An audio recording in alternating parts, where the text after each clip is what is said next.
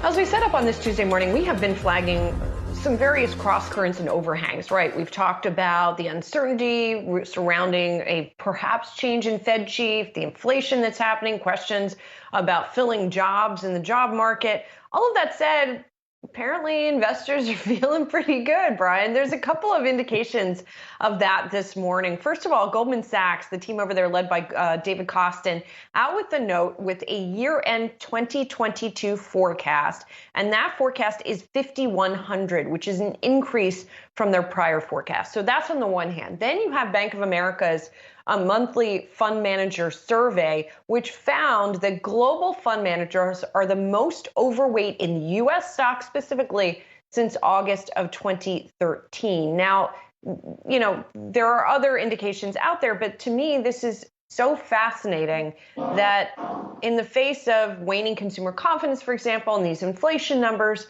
that investors are pretty much staying the course.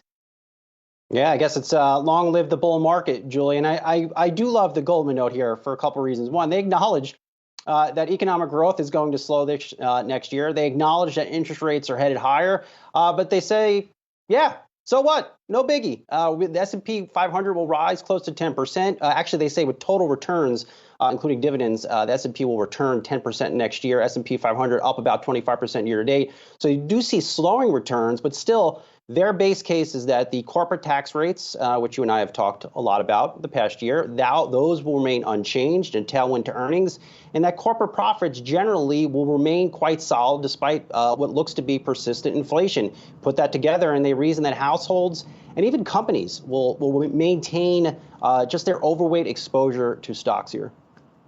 Yeah, I mean, and if you think about it, if we do see moderation of input cost inflation for companies, but they hold the line on price, or even if they fall back a little bit, you could potentially even see margin expansion, which would be quite interesting and a very different picture, right, than we were talking about even 6 months ago. Something else that caught my eye within this Bank of America survey is the most crowded trades in November. Long tech stocks, perhaps no surprise there, long Bitcoin, long ESG, short U.S. Treasuries, short China, and emerging market stocks, and long oil. Now, I'm going to zero in on one of those, and that is Bitcoin, that long Bitcoin trade. And that's interesting for a couple of reasons. One, because it just illustrates yet again in sort of more concrete terms how much institutions are getting involved in cryptocurrencies. But secondly, there's a timing question, right? Because if they were long Bitcoin in November, and now we see, as you can see on your screen, a tumble in Bitcoin this morning. If there are more people exposed to crypto, what happens then when you see this volatility in crypto, Brian? Yeah, and look, they're looking for a B of A crypto to trade in the range of 50,000 to 75,000, dip below the 60,000 mark this morning here. We talk about a lot of institutions involved in this space, but I would say we haven't even scratched the surface in there. I think back to what we heard from Cowen CEO Jeff Solomon a couple weeks ago. They're just getting ready to launch their push into crypto. That may not come until middle of next year here. So you're seeing institutions, I think, only dabble in this space. Right now, I think it's a lot of hedge fund type traders.